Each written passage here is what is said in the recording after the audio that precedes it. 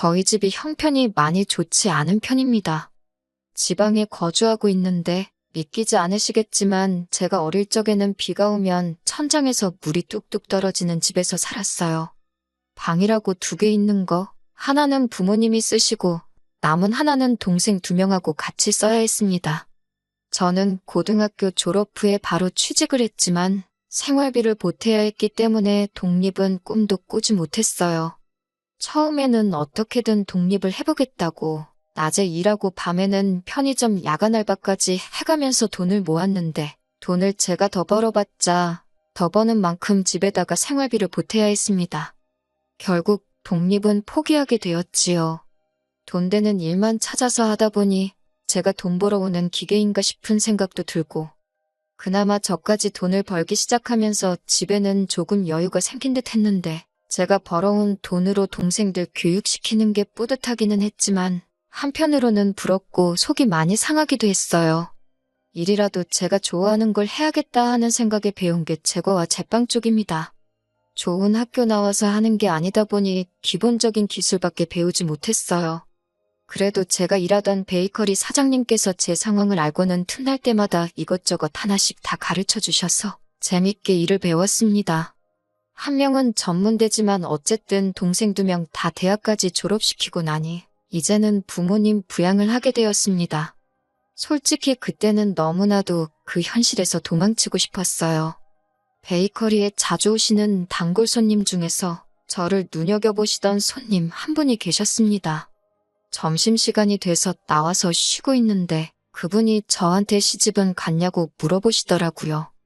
결혼은커녕 독립도 꿈도 못 꾸는 저였으니 당연히 아니라고 말씀드렸지요.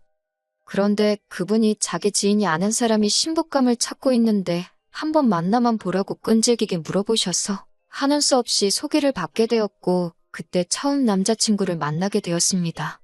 자기를 소개하기를 본가는 미국에 있고 자기는 아버지 사업을 돕느라 주기적으로 미국과 한국을 오며 가며 하고 있다고 했어요. 이번에도 사업차 한국에 들른 거고 1년에 한국을 3-4번 정도 온다고 했습니다. 한 번 오면 최소 2달은 있다가 가서 연애하는 데는 큰 지장이 없었어요. 저도 일 때문에 바쁘고 시간이 넉넉지 않았거든요. 제 팔자의 연애나 결혼은 꿈도 못 꿀 일이라고 생각했는데 기다림이 길었었지만 남자친구와 시간을 보내는 게 참 좋았습니다. 돈 아낀다고 아까워서 가보지 못한 곳에 가서 데이트도 하고 나름 비싼 선물도 사주고요. 한 달에 3-4번 만나는 게 전부였지만 저한테는 힘든 일상을 버틸 수 있게 해주는 원동력이 돼줬어요. 그런데 남자친구가 저한테 난데없이 청혼을 해왔습니다. 연애를 시작한 지는 1년이 되었지만 바쁜 남자친구 일정 탓에 사실 만나본 건 20번이 채 안 되었거든요. 남자친구는 가족들을 위해 희생하는 숭고한 모습이 인상적이라면서 저랑 결혼하면 자기가 행복할 것 같다고 말해왔어요. 책임져야 하는 입이 있다 보니 집에다 청혼을 받은 사실을 말하기 어려웠는데 부모님도 더 이상 제 발목 잡고 싶지 않다 하시고 동생들도 제 덕분에 학교도 졸업하고 했다며 취직하면 자기들이 부모님 생활비 정도는 마련할 수 있으니 저는 이제 제 인생을 살라고 등을 떠밀어줬습니다. 남자친구도 저한테 했던 말이 한국하고는 다르게 미국은 빵이 주식이 아니겠냐고 빵 만드는 기술자들 대우가 한국하고는 비교도 할 수 없을 정도라고 하면서 미국 베이커리에 취직하면 여기서 버는 돈의 몇 배를 벌 텐데 생활비 보내드리는 거 가지고 자기가 뭐라고 하겠느냐는 말도 해줬었거든요.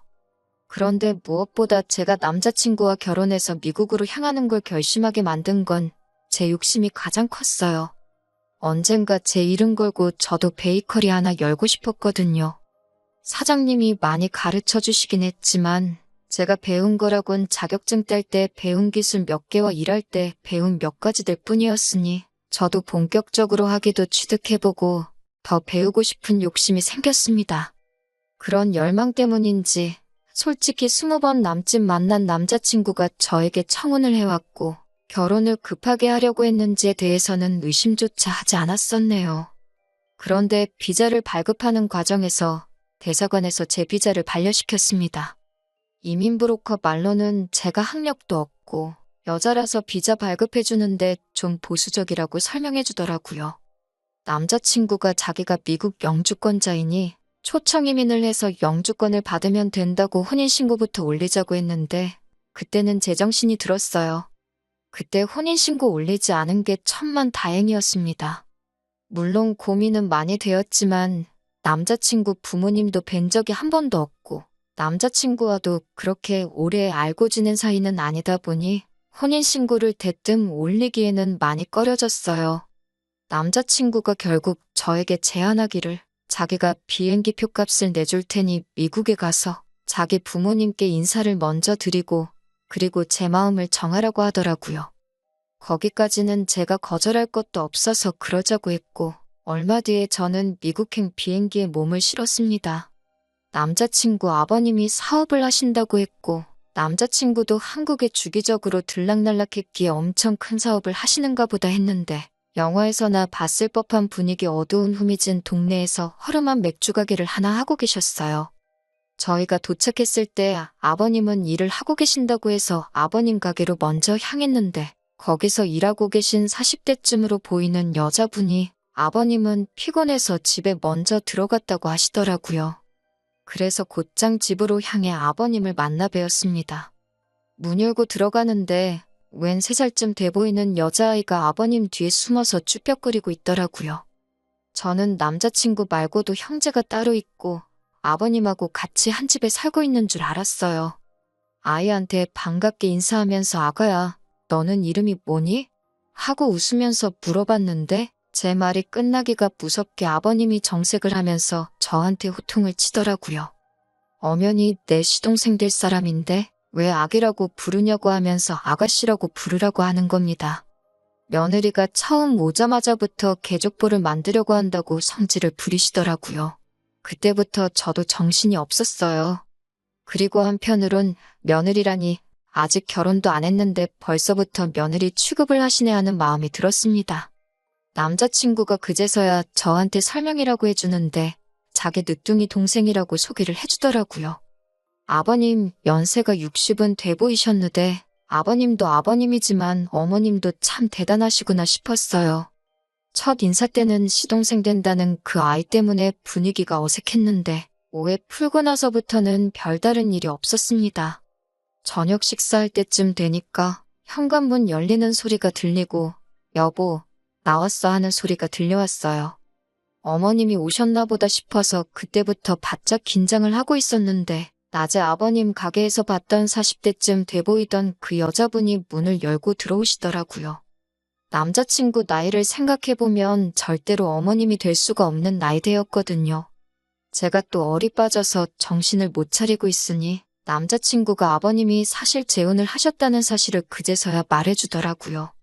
그게 뭐 숨길 일인가 싶어서 일부러 헷갈리라고 그런 건지 새로운 사실들을 하나씩 말해주는가 싶었습니다. 아까는 저보고 개족보를 만든다니 어쩐다니 하셨는데 정작 개족보는 누가 만들고 있는 건가 싶었네요. 새어머니이긴 했지만 남자친구하고는 사이가 좋은 듯 보였어요.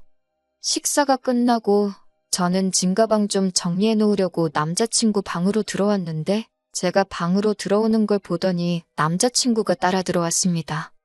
저보고 많이 놀랐냐고 물어보더라고요. 조금 놀랐다고 왜 미리 말을 안 해줬냐고 했더니 미리 말 안 한 이유는 설명해주지도 않고 여기는 미국이 아니겠냐면서 미국에서는 이런 게 일반적인 거고 색안경 쓰고 볼 이유도 이상하게 생각할 필요도 없다고 하는 겁니다. 한국 교포들이라도 이런 부분은 미국식 사고로 많이 개방적인가 보다 그렇게 이해를 하고 넘겼습니다. 저녁 식사 마친 지 얼마 되지 않은 일은 저녁이었는데 시차 적응을 한 번도 해본 적이 없어서 그런가 몸이 나른하고 잠이 쏟아지더라고요. 그래서 짐 정리를 하다 말고 저도 모르게 잠깐 잠이 들고 말았네요. 제가 잠들었을 때가 저녁 7시였는데 일어나서 보니 11시에 가까워져 있더라고요. 첫날인데 시차 적응도 있지만 예비 시부모님 댁에 오자마자 잠들었다고 정신력이 없네, 긴장감이 없네 그런 소리를 들을까봐 허둥지둥 밖으로 나갔습니다. 2층 계단을 따라 1층으로 내려오는데 계단 중간쯤에 다다랐을 때 거실에서 이야기를 나누고 있는 남자친구 가족들의 목소리가 들려왔어요. 그런데 그때 들려온 첫 마디가 혼인신고도 안 했는데 데려오면 어떡하느냐는 말이었습니다. 그 말을 듣자마자 저도 모르게 본능적으로 그 자리에 멈춰서 남자친구 가족들이 하는 이야기를 숨죽여 듣게 되었습니다. 열받아서 뛰쳐나가느라 정말 조금밖에 듣지 못했는데도 치가 떨리더군요. 비리비리해 보이는데 일이나 할 수 있겠냐는 남자친구 아버지의 말, 다른 거 다 필요 없다. 나 대신 애만 봐줘도 할 만큼 하는 거라는 남자친구 새어머니의 말. 그리고 누구보다 저를 아껴주고 저를 좋아해줘서 결혼까지 생각했던 남자친구의 결정적인 한마디. 다 자기가 알아보고 잘 골라서 온 거라고. 한국에서도 온 가족 뒷바라지 하다 온 사람이고 소처럼 일도 잘한다고 부려먹기 딱 좋은 사람 아니겠냐고 하더라고요. 그 말을 듣자마자 배신감에 뛰쳐나가서 지금 뭐라고 짓거리는 거냐고 한마디 했습니다.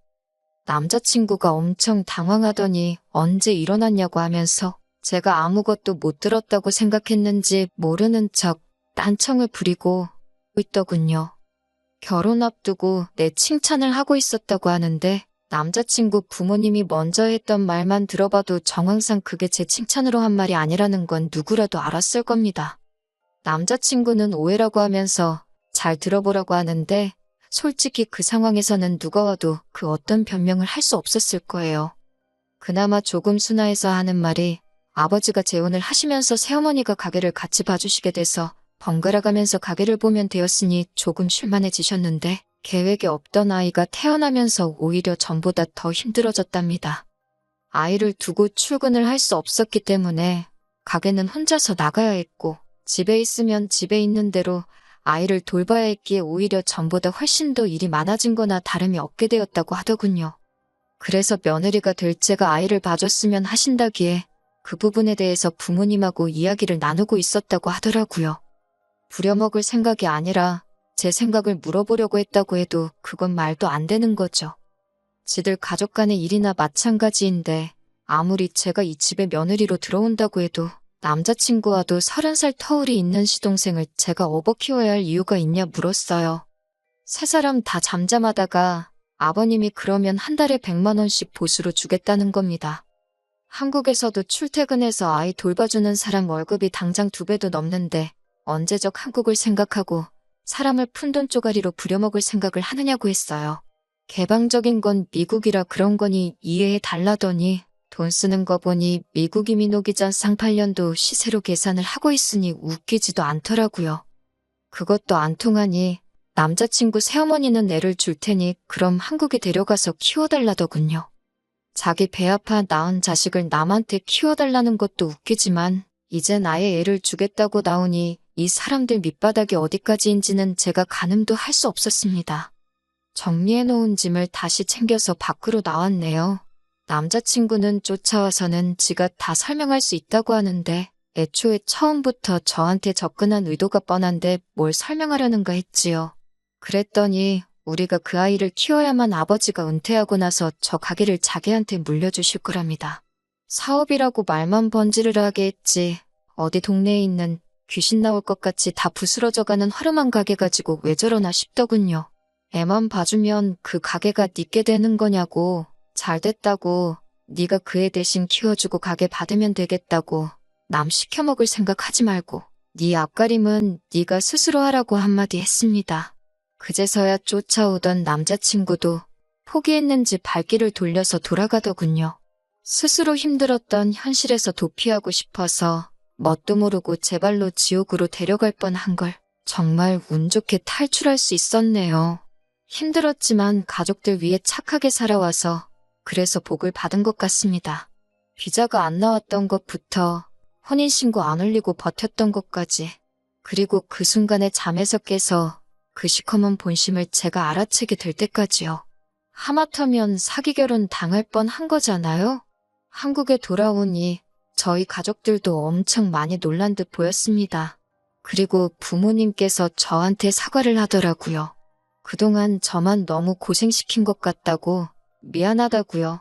하마터면 우리 집 소중한 첫째를 지옥 불구덩이로 헐값에 팔아버릴 뻔했다고 하시면서 말입니다. 동생들도 이제는 너무 조급해하지 말고 우리 한국 땅에서 제가 하고 싶은 일 찾아서 공부도 해보고 늦었지만 꿈을 이뤘으면 좋겠다고 하더라고요.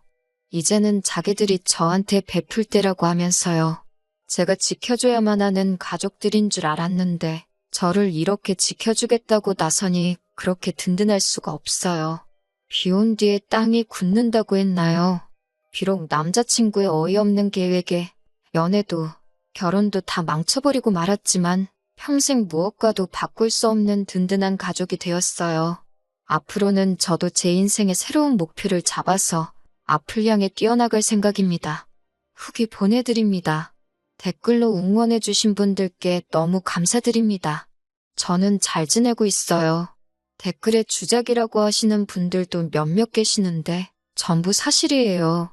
미국 동부의 한국인들 많이 모여 사는 주에서 남자친구 아버지 재혼한 이야기 모르는 사람이 없다고 할 정도라니 들어보실 분들은 들어보셨을 수도 있겠네요. 아무튼 남자친구를 저한테 소개시켜줬던 분께서 다시 돌아와 일하는 저를 보고는 저한테 있던 소식을 듣고 나로 알아보셨나 봅니다.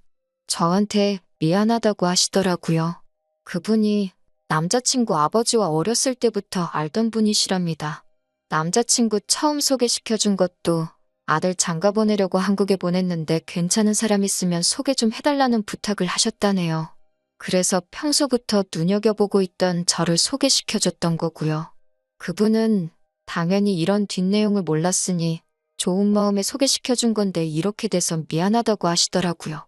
미국에도 한국 사람들 많이 모여 사는 곳에는 무명식으로 술집이 있다네요. 남자친구의 새어머니는 거기서 마담으로 일하고 있던 사람이었다고 하고요. 그런데 나이 먹고 오갈 데 없게 될 뻔한 걸 어떻게 남자친구 아버지가 데리고 와서 살기 시작했다고 해요. 그러다가 계획에도 없던 아이가 태어나게 된 거고요. 남자친구가 아이를 대신 키워줄 며느리를 찾으러 혈안이 되었던 건 사연에 적었던 대로 남자친구 아버지가 가게를 물려주는 조건으로 아이를 키우라는 조건을 걸었다고 하네요.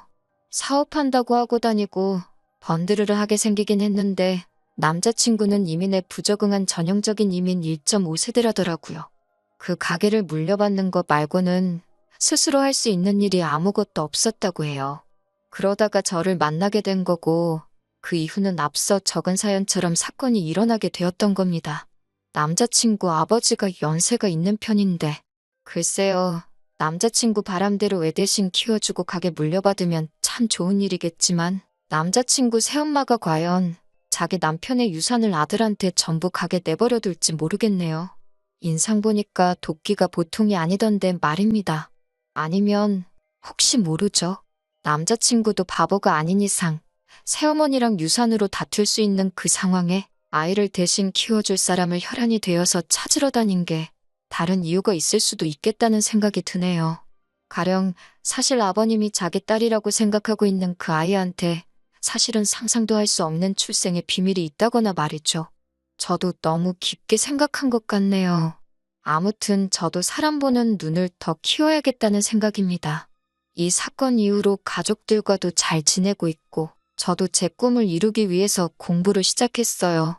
더 생각해봐야 짜증만 나는 일은 그만 있고 앞으로 일어날 좋은 일만